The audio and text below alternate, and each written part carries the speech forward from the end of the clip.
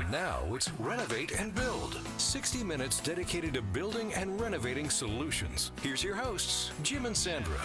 If I had a hammer, I'd a hammer in the morning, I'd a hammer in the evening, all over this land, I'd a hammer at danger. Good morning. So nice to have you join us on the show this morning. I'm Sandra. And I'm Jim, and we're joined on Renovate and Build this morning by Professor Jim Dunn from McMaster University in Hamilton, Ontario. Good morning and welcome to Renovate and Build. Thanks for having me. Good morning. We're just wondering if you could begin, Professor Dunn, by explaining how you got involved in this gentrification program that you're doing. Yeah, so I've been interested in housing in neighborhoods and their impact on health for a long time.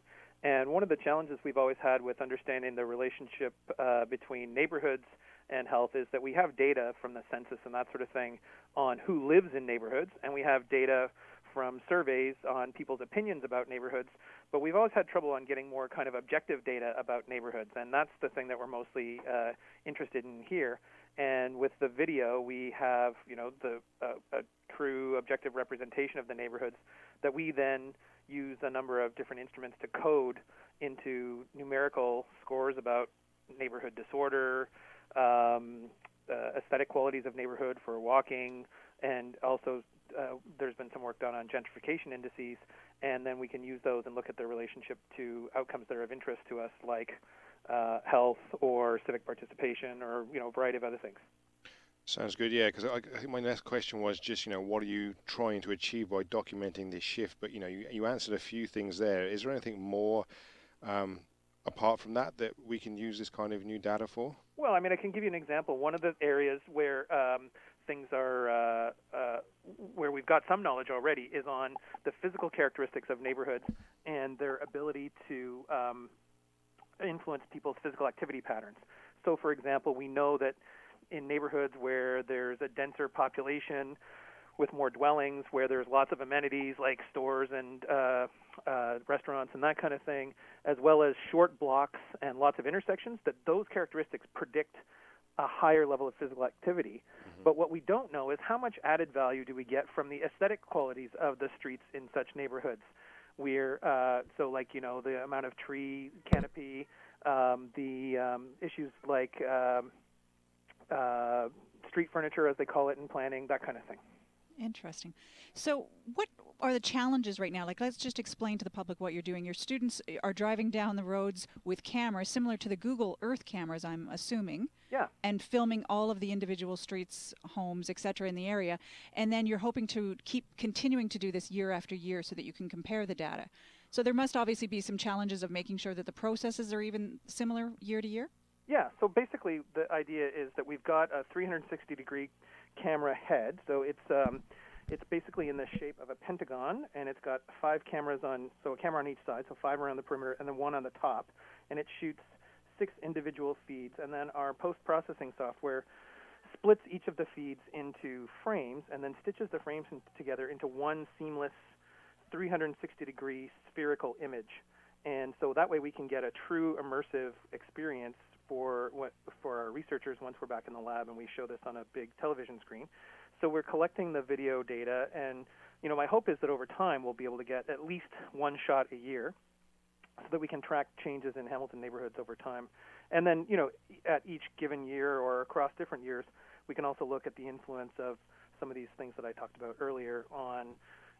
Right now, for example, our first project's going to be looking at the influence of physical disorder and child-friendly amenities on early child development scores.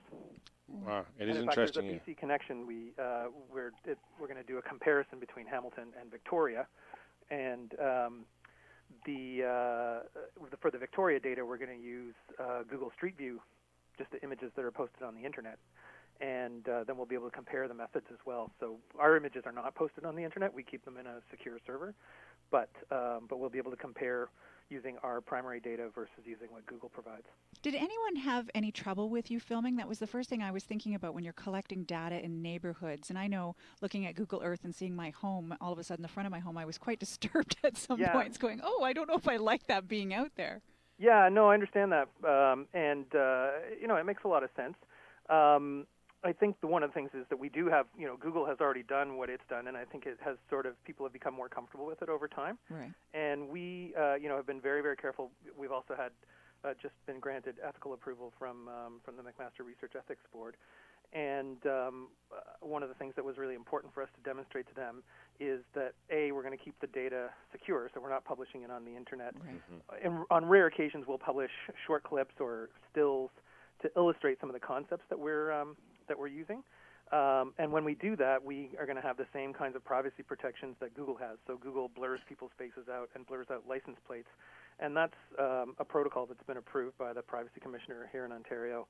And I have no doubt that privacy commissioners across the country have done various investigations with Google and negotiated those kinds of terms with them. So all of our data and privacy standards meet or exceed those that Google has.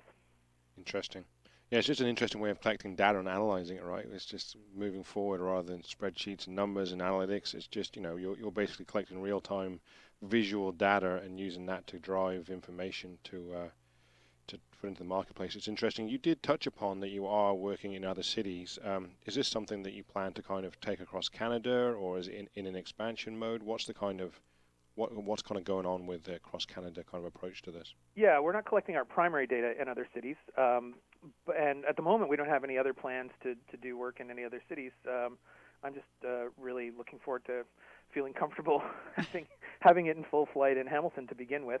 But certainly I expect that once we publish from this and once there's more knowledge about it, that lots of people want us to come to other cities, and some people will want to come to Hamilton and use, especially once we have a couple of years worth of data, they're going to want to be able. That will be an opportunity for them to look at change as well, and Hamilton will become something that is a place more studied.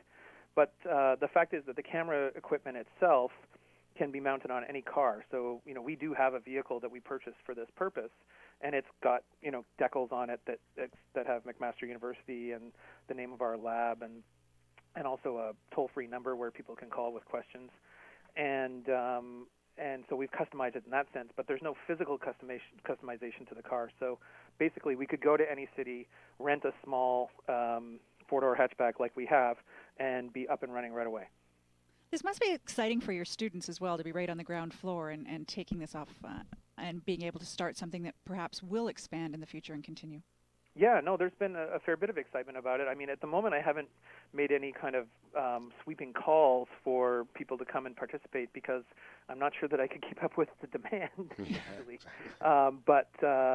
But yeah, I mean, I've already had a few inquiries about people who want to do master's and PhD degrees, and that's terrific because that means that there's an opportunity for people to really put a lot of energy into it and to really push what we can do with the technology. I mean, I have a number of ideas that I want to pursue, but the more people that get involved, the better that will be. And the other thing is, of course, I want to see people from different disciplines come get involved too, right? So I think there's a lot of opportunities for people in computing science and software development and all that kind of stuff to customize it. Can you share some of that vision with us? I know some of it's likely secret, but can you share where you'd like this to go in the future? Well, I can give you a couple examples. One is the stuff that we're doing right now is looking at these visual cues of physical disorder and of child-friendly attributes.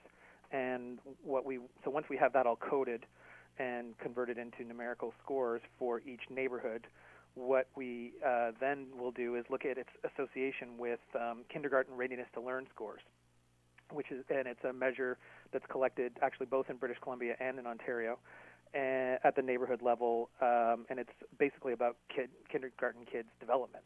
And so the idea being that the neighborhoods that they grow up on would have an influence on their development over and above the influence from their families and parents.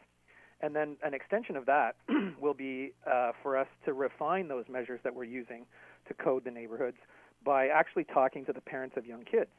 So what we can do in our lab is we've got 2 10-by-10 rooms that have been renovated and painted black, and then they have a 4-by-8 LCD screen on one wall. And the 4-by-8 LCD screen is great because it's large enough that it fills the entire visual field, and it gives you this immersive experience. And what we'll do is, what I hope to do anyways, is create a montage of little clips from different parts of the city that have a different visual appearance to them, and then ask parents, what do you what do you see in this clip that makes you think this is a good neighborhood to raise a child in or a bad neighborhood to raise a child in? And once we generate that, and when we see convergence of opinion across different parents, then we can create new measures that would allow us. So that's one of the exciting things that's coming down the track. Hopefully, if we can, continue with the momentum that we've got, and then the other thing would be to measure other kinds of things. So I mentioned the aesthetic qualities of streetscapes and their impact on physical activity. That's something that we'll be able to do fairly readily, actually, because there's a couple of different measures that have already been developed. But the interesting thing is they haven't really been used that much, certainly not at this scale. Fascinating. Well, we thank you so much for your time today. We will be following this. Not at all. Thanks very much. I appreciate your interest. We've been speaking with Professor Jim Dunn from McMaster University in Hamilton, Ontario. The information continues here on Renovate and Build. Patio door designs are getting much better. Gary and Meg will be telling us about the latest in these glass doors for our homes on Product Face-Off. That's next. Stay with us. There's still lots more ahead. This is Renovate and Build, powered by Fair Trade Works with Jim and Sandra.